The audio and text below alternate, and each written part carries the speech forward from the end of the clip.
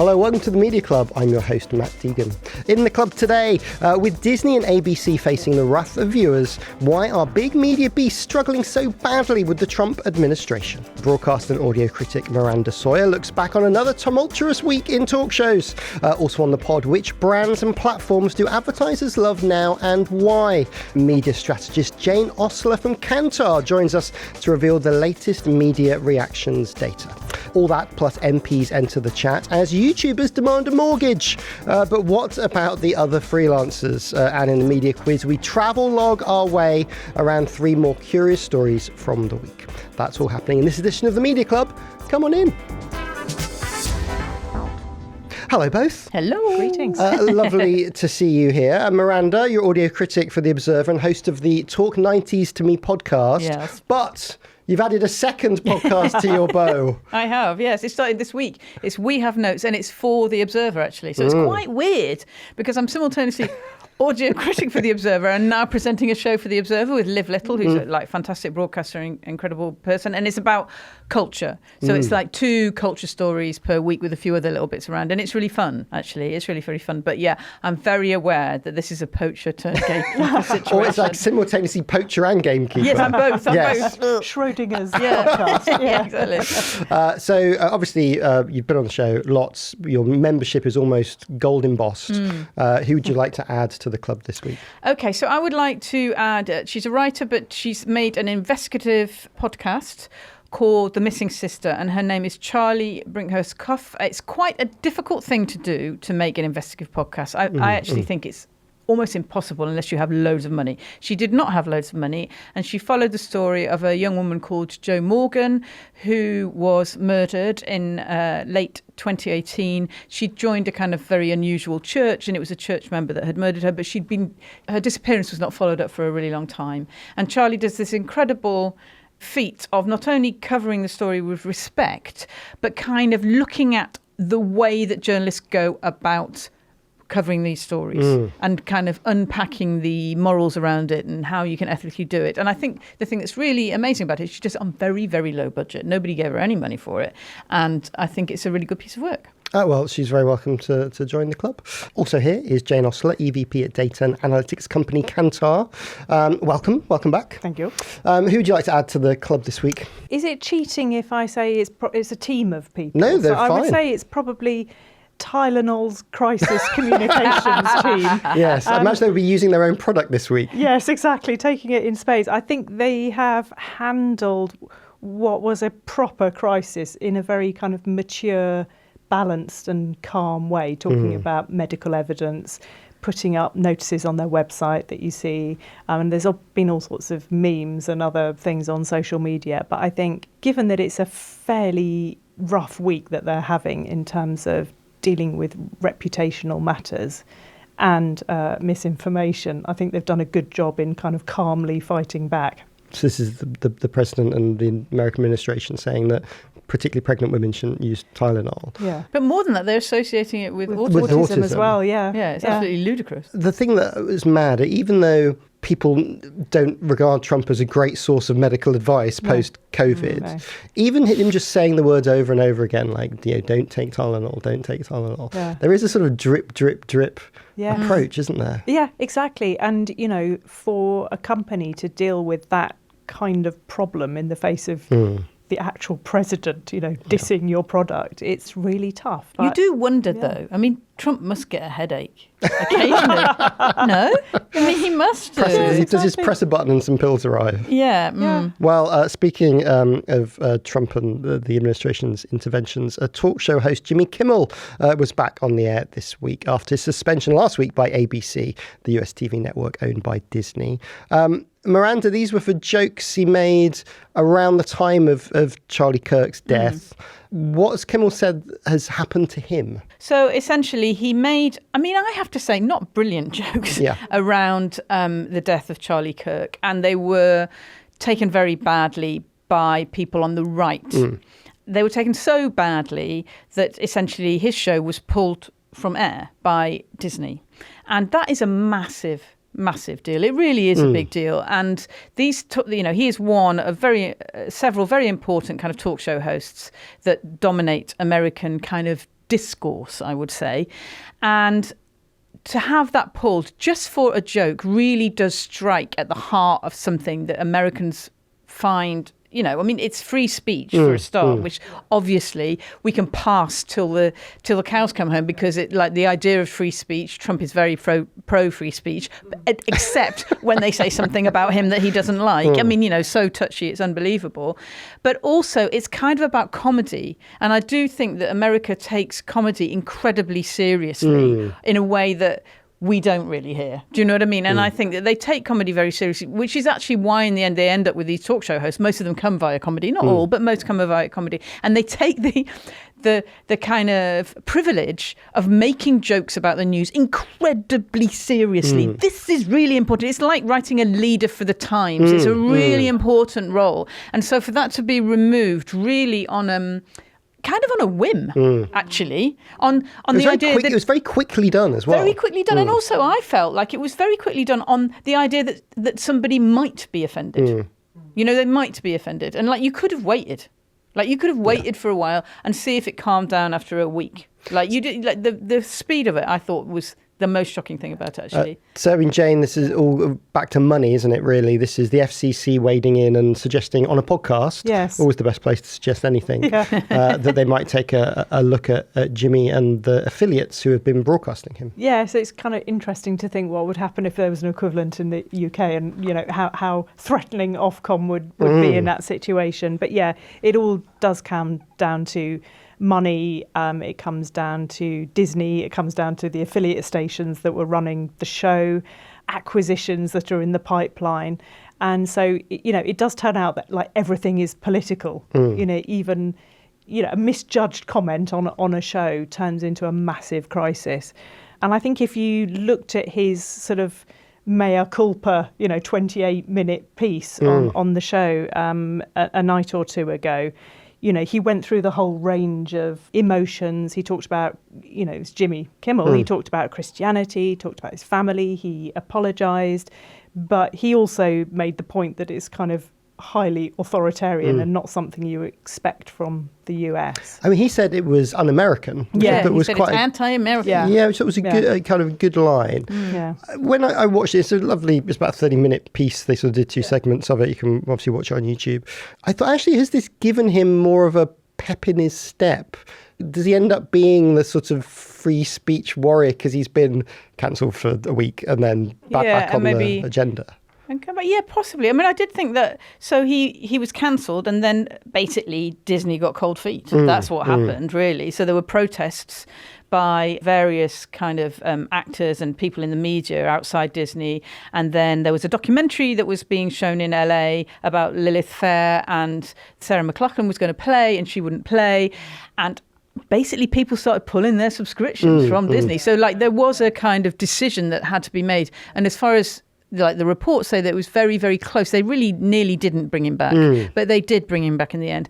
And so therefore he really had to tread very, very carefully. And I thought he did that very well. He definitely threaded the needle. He really did. And he did get upset, as you said. And he got upset. What the bits that he got upset about was actually about Charlie Kirk dying, which was a terrible, terrible thing. And about how his wife was, said the incredible thing that she said at the funeral, where she said she forgave the killer, which is absolutely brilliant. I think as a British person, when you watch these things, we do not have this here. Yes. And when I watch these speeches, which I can absolutely recognise as completely great, they make my toes curl. Yeah.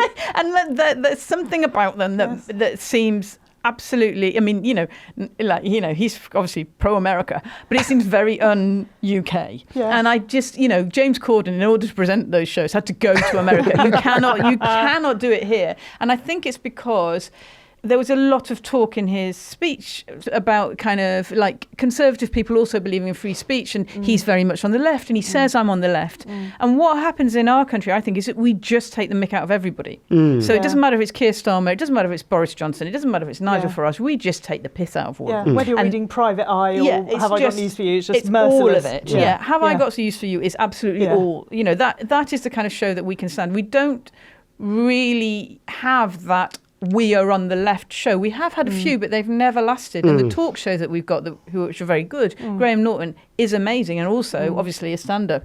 It's much more about the personal lives of the people on. What can you get out of them? You wouldn't sort of see Graham Norton sort of choosing to share much emotion. No, and I don't think we'd believe it, even if it was true. No. I mean, I think Jimmy Kimmel does believe it, and it's authentic. Yeah, absolutely. But it just seems inauthentic to us because we would never do that. It's too sincere. Yeah. We're like, what? It's so suspicious. We're not sure about sincerity. No. DI during the Biden administration and before, post Floyd as well. A lot of corporations sort of jumped on that and did what a lot would say was the right thing. There's been a lot of rowing back. And for Disney as well, like, are they sort of stuck in the middle? They did quite a lot of progressive things, which obviously they don't talk about anymore. And this isn't particularly progressive either. No. I mean, I think it's really sad, isn't it? If you think that Disney only makes, I don't know, certain cartoons or does certain things because they think that this is good for the administration. I mean, that kind of breaks my heart, actually. I think that's really, really terrible. And the best companies, whatever their ethics are, but they have their ethics written right the way through the company. That's the point. Rather than just to say, oh, we've got someone, our deals might fall through. We're going to change our morals now. That seems appalling to me. I mean, Jane, when you look at kind of the importance of brand values, I mean, for consumers, is it an essential part of why they're choosing products? Yes and no. It depends on the product, and if a brand has some stated purpose and it's doing good, whether it's in its packaging or doing good for the environment or doing good in society, for some products that is super important and it is the reason people choose them. For other brands, it's not such a big deal.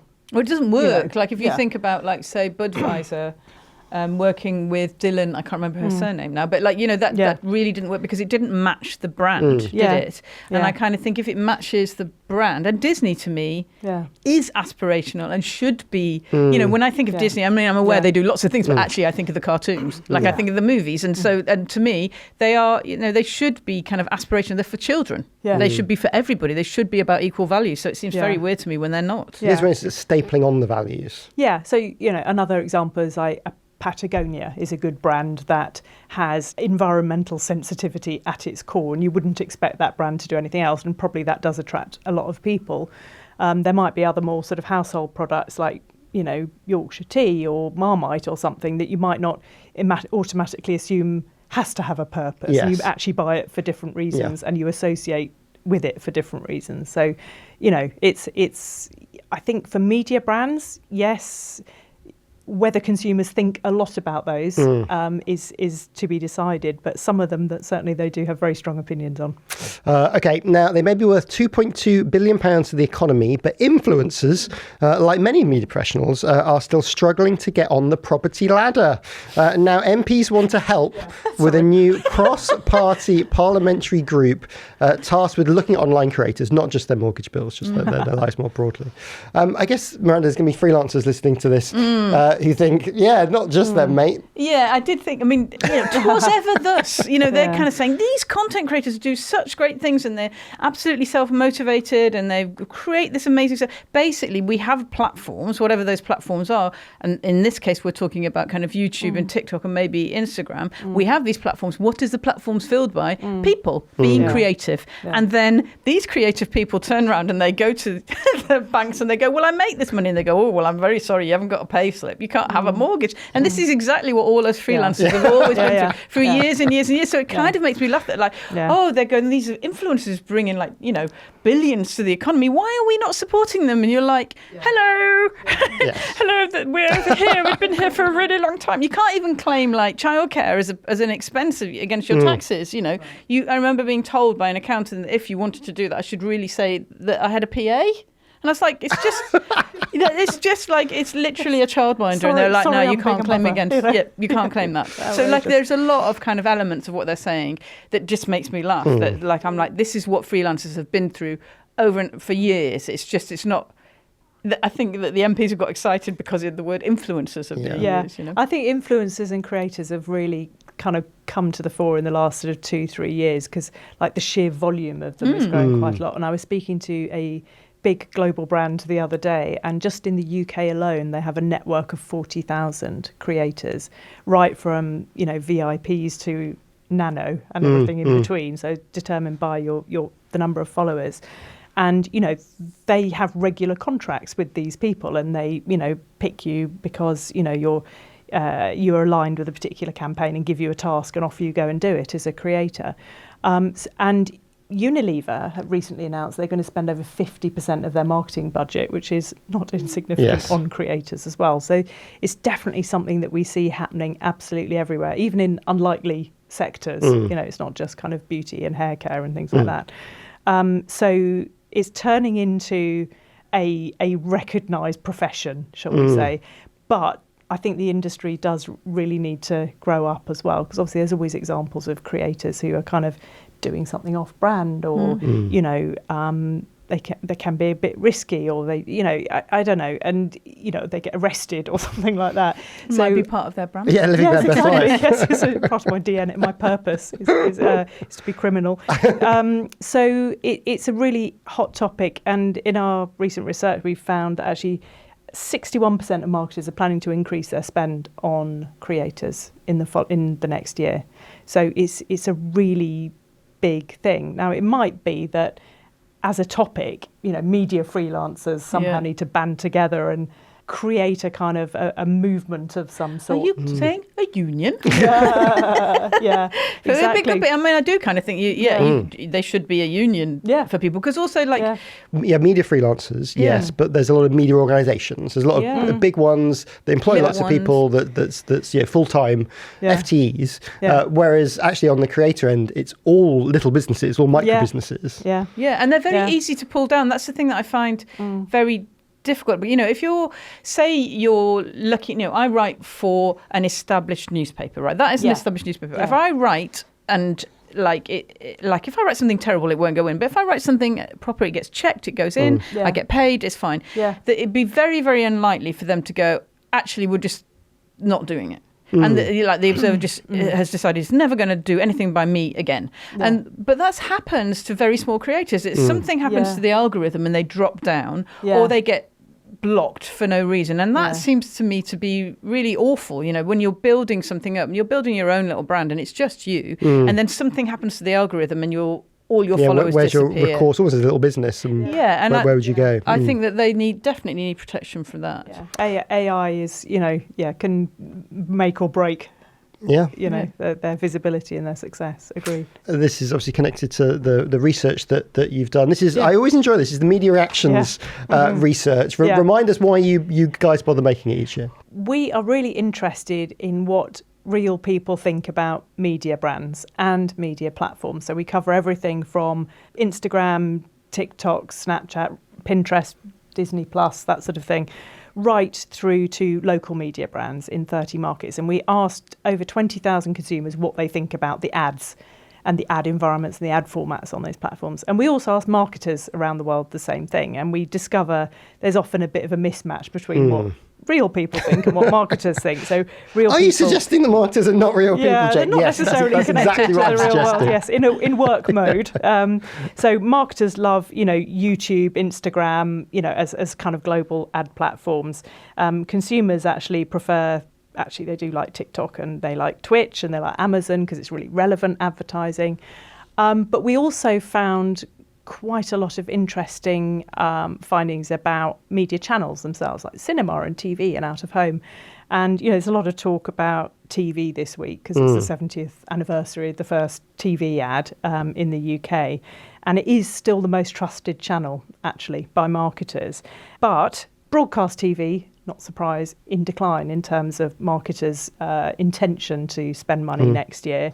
But they're really increasing their spending on streaming, connected TV, and platforms that we all know and love, like Disney Plus and Netflix advertising. So the TV market continues to change and shift really, really rapidly. And then we also looked at creators as well. So we found about intentions to spend on creators really ramping up. And the key thing for marketers is that I think at the moment they haven't really got the right balance between enthusiasm and excitement about using all these new channels and measuring what the actual impact is. I mean, obviously, I come from a data and analytics company, but you can't just kind of spaff the money and hope for the best. You actually have some proof that it's working for your brand. So I think that's another area where the creator economy needs to develop further. And is that because they can't measure it yet? Like the creators themselves can't measure it yet? It's the brands that are commissioning the creators who should really be measuring it. And currently, it's to do with, okay, you've got a certain number of followers, and then there's engagement, which is, I don't know, likes or something like that. Now, if you're offering, e-commerce like TikTok Shop, you can measure, okay, that resulted in those sales. So you've got some solid numbers there. But there's also like the brand impact of that creator. Did it change somebody's view about a brand? Did it make somebody more likely to buy it? Those are all things that can be researched, but not all of the organisations who are commissioning them are measuring those things yet. They're just saying, oh yeah, we got lots of reach and lots of likes or something, but those aren't really not good. Enough. No, we want proper measurement. What's the sort of biggest gap between sort of what the marketers think and what the consumers think? Is there a sort of missing middle that marketers need to I think maybe actually jump on? where that comes down to is if we look at channels, media channels in general, real people, really like cinema ads and in-person events. You know, we're talking like immersive environments and all of that kind of stuff. Whereas marketers are still going hell for leather on sort of, digital ads, online video, but they are starting to do more in-person events and experiences, which people like. So I think one of the biggest disparities is like, perhaps the easier channels that marketers can use where you can reach a lot of people quite quickly, like online video, but people... And also, I guess that's a little bit of just efficiency of buying. Yeah, it's efficiency of buying, and it's, you spend a lot of money, you reach a lot of people in one go. Consumers do seem to want more immersive experiences. So we'll see more of those next year. Okay. And when we return, more about algorithms and Sky Studios. See you in a second.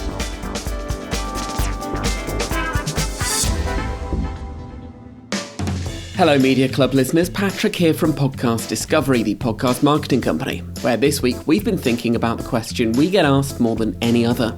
What's the best day of the week to release my podcast? It's a subject of lots of debate and not much research, but our real answer is that there's about 100 things more likely to influence the success of your show than the day it's released on. What are those? Ask us at podcastdiscovery.com. That's podcastdiscovery.com. If you want advertisers to back you and your brand, you need to give them confidence with a premium look and sound. Podshop is the ideal space for recording content that stands out from the crowd, including patching our club members in remotely when needs be, so you can focus on the talking and leave the rest to the experts. And for a limited time, you can get 25% off your first booking at Podshop Studios, where we record our show every week. Just use the code MEDIACLUB when you book online at podshoponline.co.uk. Don't miss out. Head to their studio page now and take your podcast to the next level. Welcome back. Here's a few things we've been talking about in the club this week. YouTube has said that state intervention into its algorithm is premature. This is according to a statement it's given Deadline this week. It comes after research Ofcom produced showing that YouTube was the second most watched service in the UK last year and regularly beat the BBC. Culture Secretary Lisa Nandy hasn't ruled out legislation to force the platform to feature the broadcasters' programmes more prominently. Sky Studios has gotten the green light for expansion at Elstree for the second time of asking. The new 65-acre site will enable 2,000 new jobs, according to Sky. Can Marlow Film Studios in Buckinghamshire pull the same trick? The planning decision for them is scheduled for 2 weeks' time. And Wondery continue their downsizing, with news this week that they've stopped serving ads to one of the biggest sports entertainment shows, the Socially Distant Sports Bar. But the team isn't overlooking this crisis opportunity. They have stopped free episodes for a month and are asking their listeners to support them on Patreon instead to get them, which will be interesting to see how well that does. You can find out about all of our stories on our Substack. It's free. Go and sign up at themediaclub.com. Plus, every Monday we are rounding up every other media podcast. And you keep sending me new ones to add, so it's getting longer and longer. But it's a really good read if you want a quick insight into what everyone's talking about. Radio, telly, journalism and Hollywood too. Go sign up at themediaclub.com. Miranda and Jane are still with me. Miranda, lots of talk at the Radio Festival about sort of the death of a narrative documentary. As we heard about the Wondery News. Yeah. Is this death premature? It's interesting. So podcasting has obviously expanded absolutely loads in the last decade. We can say things like that. And like at the beginning of podcasting, I think this is what people are mourning. There were some very intelligent, interesting stories that were tackled in serial form. And so there would be a series and that would be made. This takes a long time. It takes a lot of money. And what has happened over the last few years is that essentially post kind of COVID, celebrities have got involved. Celebrities are not going to do that. They're not going to be bothered to do that. They want to sit in a nice, actually an environment a bit like this, and they want to chat to a mate, right? And those podcasts are getting a lot of traction. The podcasts, for instance, that I make, so the two that I'm making now, those are the kind of podcasts that actually are also contributing to the death of these shows. It's your fault. It's my fault, particularly. No, but because they're cheaper to make. It's what, I make one talk 90s to me, and that is me interviewing somebody and about whatever their 90s was, or like a particular kind of event in the 90s. And then the other one for The Observer is me and Liv talking about something.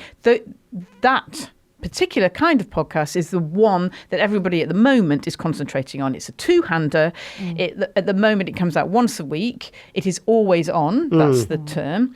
And maybe it will go to 2 times a week, the second one being for Patreon supporters. That is at the moment, the way that most podcast companies want to make their money, because it's cheaper to make than investigative series. However, I will say, as a podcast reviewer, when people come up to me and they say, what should I be listening to? They are not saying those shows. As good as they are. Yeah. They are not saying, Miss Me. They are not saying Ellis and John. They are not saying Dig It. That's not what they're after. They're after a really juicy true crime.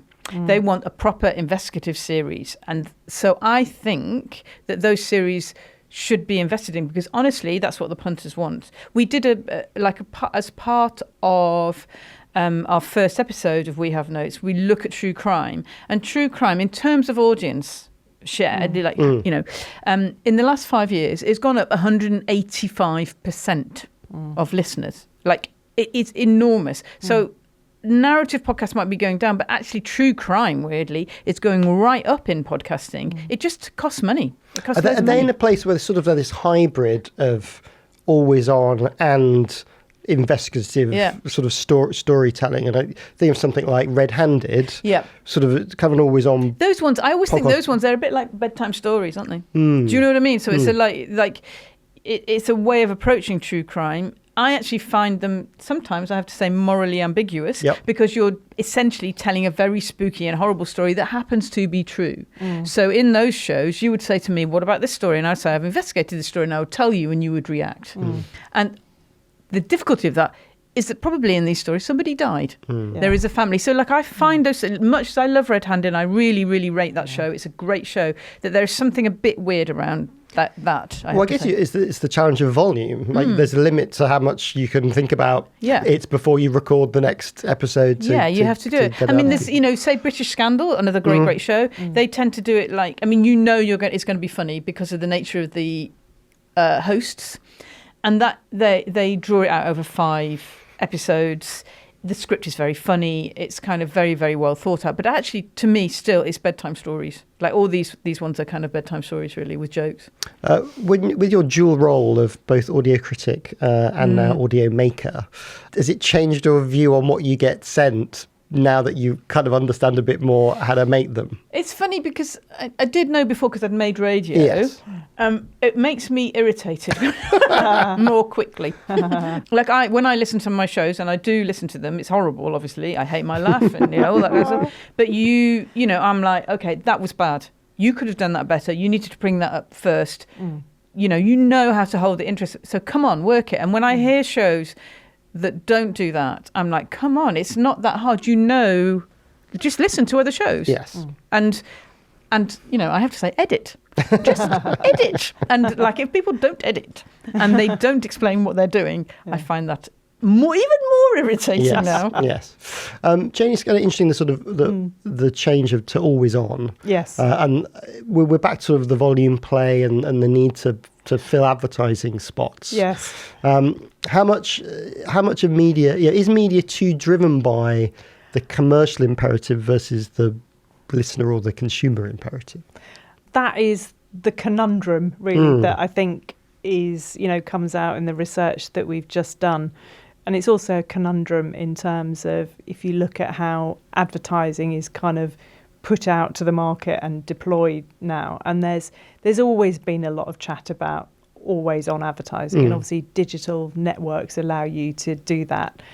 AI, exacerbates that, because there's a lot of talk again about sort of hyper targeting and hyper personalization at scale and, digital content optimization and all of these things. It's like, actually, do we really want to be besieged by hyper personalized and targeted advertising like tons of times a day? I switch mine off. Yeah. And when it says that, can you personalize? I'm like, no, don't. Yeah.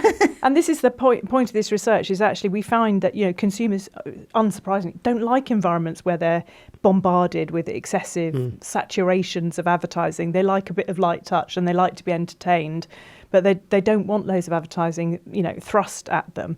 So I think there's a really careful balance to be struck between the commercial imperative that publishers have, but also the tolerance that people have. Otherwise, you end up being like Miranda and just switching things off.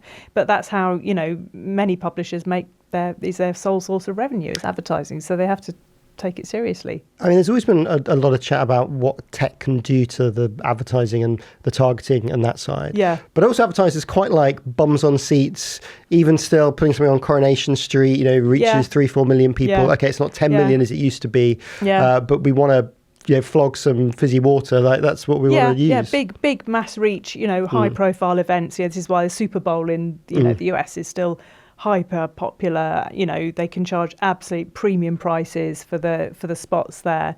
There are fewer and fewer of those certainly on television now. But there's definitely something in the notion of mass reach events that lots of people watch and can chat about.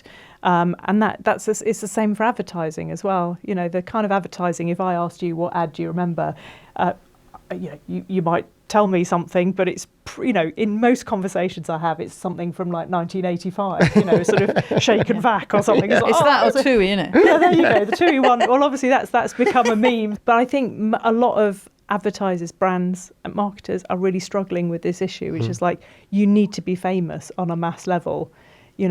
Brands aren't going to always be built by lots of little things. You have to have big things as well. And obviously, big thing has happened with The Observer, extricated from The Guardian's mitts. You've been, I'm sure you haven't been two-peed across, but you've moved with them. I have moved with them, yes, I have. It's interesting process. The product seems pretty good that they're putting out. Absolutely. I mean, the thing that's interesting about it, as somebody who I have worked for The Observer for very, very many years, but I am freelance, so I'm on contract for them. That contract can end at any point. But I went over and I'm very happy I did. And the reason why I'm happy actually at the moment is that there was always a sense with The Observer that you were an adjunct to The Guardian for a long, long time. And I think that was actually part of the reason why people felt very, very upset when it was sold, because it was a bit like, oh, we knew you never liked us and now you've elbowed us. Do you know what I mean? And that people were very, very hurt by it, and it was very, very, very difficult. We moved to Tortoise. Now, Tortoise is obviously a very different company. It's a podcast company, but the thing that I noticed, because I've been to The Observer so long, is that it's populated by a lot younger people. And I like that. So I am in, now when you go into the environment of The Observer, you obviously have, old stalwarts like me that are still there, but you have an absolutely super keen, really bright, selection of people that are very excited that they've got a newspaper to play with, and that I find actually really, really inspiring. They've obviously got an amazing podcasting division, which I feel very privileged to be asked to make a show for. But there's an optimism around it now, actually, and a kind of, I have to say, a fuck you element. I'm sorry if I can't say that, but there is a bit of that where you something to prove a little bit as well. Yeah, there's something to prove, and I think that is quite a strong position to work out from. And there's also an element. So when The Observer was part of The Guardian, we had no marketing. There was no separate marketing. Absolutely. The marketing budget was zero. So now we have our own marketing. You can do things with that. You can play with it. You can do all the stuff that you're saying, try and bring people in because it's a unique product. It is not just the slightly unloved part of The Guardian. Yeah, and it's an essential, important part of their business now as well. Exactly. It's got to work, so you're more into it. Yeah. Okay, just enough time for the Audio Network Media Quiz. What's our prizes, Matt? Well, the prize, we'll reveal the prize at the end. Oh, okay. Always. Let's see how much attention to the media news you've been paying this week. What's the title? Platform to Platform. With the announcement of another celebrity travel programme, this time for Channel 4's Paul Merton, driving amazing trains. Today it'll be test driving a few media stories in the same way. You just tell me the story that's been hidden within each travelogue script. Okay. It's really that simple. And once again, Alex at Audio Network has taken that massively tortured brief from producer Matt and created a playlist of music to score today's game. It's the best of three, so buzz in with your names when you know the story. So Jane, you will say... Jane. And Miranda, you will say... Let's play Platform to Platform. Imagine a once stately old newspaper folded into a suitcase, shoved in the overhead locker, and re-emerging on the other side as a sleek, streamlined backpacker. Jane. Jane, just That's there. fine. You can have it, Jane. Independent. Yes. What about the Independent? It's gone digital only, and it's announced that it's made record profits. Close enough. So Independent tops £50 million for the first time since going online only. So they've sort of got back to kind of where they've needed to be. Do we know how they've done it? So apparently US expansion, e-commerce, and their video arm Independent TV. Pretty good. I mean, people didn't have high hopes for an online-only Independent, did they? No, they didn't. But actually, I want to say the product. Yeah. The product is pretty good, and I do think it's slightly inspiring for other newspapers. I mean, I'm not certainly. I still believe in print. Most newspapers do, but there is a sense that this is dwindling. You need to be able to look to online and see what you can do with it. Yeah. Okay, let's return to our travelogue. Much like the battlefields you can see around me, newspapers now fight over territory, not with bayonets, but with bylines. Not with trenches, but with eyeballs, clicks and pivots to video. And yet, as 321 souls meet their end, 100... Yes, Miranda. Okay, that's Reach. This is Reach. So Reach, which is obviously a company that owns the Mirror and the Star and a few other important newspapers, is sacking lots and lots of people. And, I would say... the reason why they're sacking them is because their online offer is so terrible and it has put loads of people off. Like, I am obviously, I used to host a podcast about newspapers. I love the Mirror, I particularly love the Star, actually, which is a great offer. And the online portals for those they're terrible, and so of course nobody is using them, so which means in the end you lose money and you lose journalists. It's really bad. It's really badly handled. Well, there are over 600 journalists at risk of redundancy and potential union trouble. There might be some strikes, I think, at Reach titles. Private Eye reported this week that amongst those who could go are the Mirror's only dedicated investigative reporter, so sad. And photographer Paul Coburn, who lost both legs in an attack in Afghanistan in 2010 and went straight back to work. You worked there. Did you work there back in the I did. So there's a point. I'll explain the point. Yeah. So it's when Piers Morgan was editor, and there's a point where they wanted to attract middle-class women. I don't know why. Because it's a traditionally working-class male paper, and they had a kind of section in the middle, which is like a kind of magazine area, and that was for the middle-class women, and I had a column. And so I went into the Mirror a bit. It was a very lively and interesting place. It's a great newspaper, and, obviously I understand that people have all sorts of problems with tabloid newspapers. So that is a left-wing newspaper that has done amazing things in its past and still has amazing news reporters working there. And I find it tragic that they're being treated like this, actually. I think it's terrible. I mean, Jane, a lot of the the management of those papers has sort of all been brought together. Yes. So historically, the Mirror and the Star and the Express, you wouldn't want to be be on the same floor as them. Super battle. Is there a danger that they're weakening the brand value they have, or actually is the cash savings, do they outweigh that loss? This is happening across a lot of industries, by the way. So it's happening in the kind of media agency environment as well, where like all the back office functions combine, HR and finance and all that sort of stuff, and then the front facing brands kind of exist mainly as a bit of a shell of what they used to be. I think the job certainly is, to drive some kind of efficiencies. And my understanding is that also they're combining other kind of capabilities like video production or, and with a bit of regional kind of expertise, but actually a lot of what used to be regional hubs, a bit like in radio, is now being centralised, I guess. But you can't centralise reporting in that way. It just doesn't work. A Mirror reporter is different from an Express reporter. It's like fundamentally different. Yeah. Do you think that works in a more digital world, like when you buy a physical paper versus if you're a more flyby? But still, even if you look at the online offer of, say, the Telegraph, the Times, the Mail, all of whom are kind of like broadly right wing, they're completely different. They have their own personalities. They know what they're doing with it, and so to say that you can manage and the Express's online offer and the Mirror's online offer and the Star's online offer is just like, it's all the same stuff. That just shows a disrespect to the newspaper and the online offer.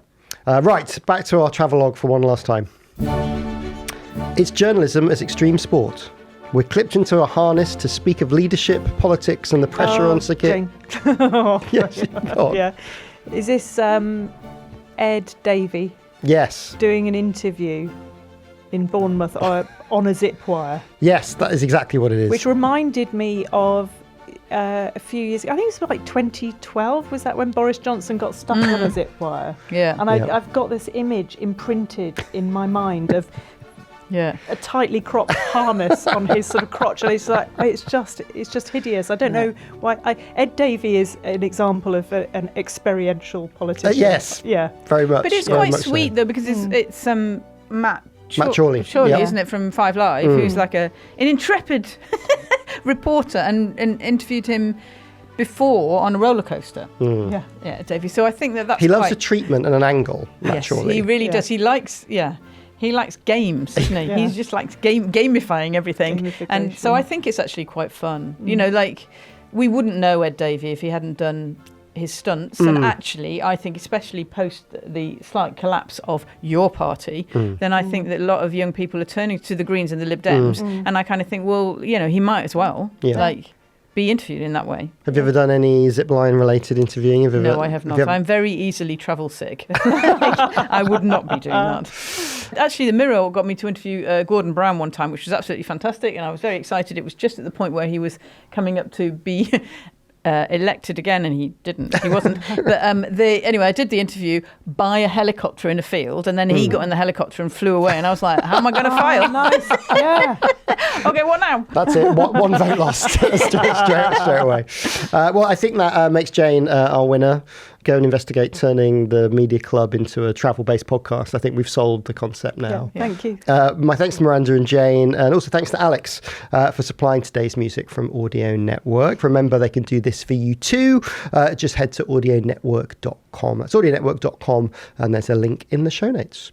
So, Miranda, where can people keep up with your large variety of ever-growing work? Okay. Well, I mean, it's all on Instagram. Lots of awful social pictures of me. Please, I do apologise. But anyway, I have 2 podcasts, which I am very proud to say that I have. And one is We Have Notes. That's the Observer podcast. That's about cultural stuff. And then I have Talk 90s to Me, which is a 90s show of much joy. Both available wherever you're listening to this. Yeah. And also, Jane, where can people catch up with the full report? They can catch up with everything we produce at Kantar.com. Yeah. Excellent. Or Jane Ostler on LinkedIn is another place to find everything we do as well. Excellent. Thank you both very much. Thank you. Thank you. And thank you for listening or watching. My name is Matt Deegan. The producer was Matt Hill. It was a Rethink audio production with video support from Podcast Discovery. I'll see you next week.